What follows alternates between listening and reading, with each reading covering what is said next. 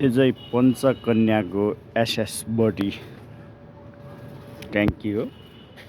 यसमा चाहिँ 2000 लिटर अट्छ अनि त्यसको लागि चाहिँ हामीले राख्नको लागि चाहिँ स्ट्यान्ड बनाएको।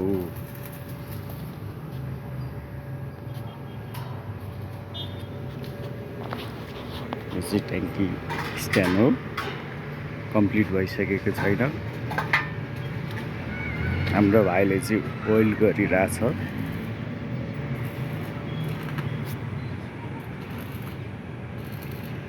यस्तो डिजाइनले यता चाहिँ हिलटेकको राख्ने, उता चाहिँ पञ्चकन्याको राख्ने। यहाँ भित्र चाहिँ खाली छ।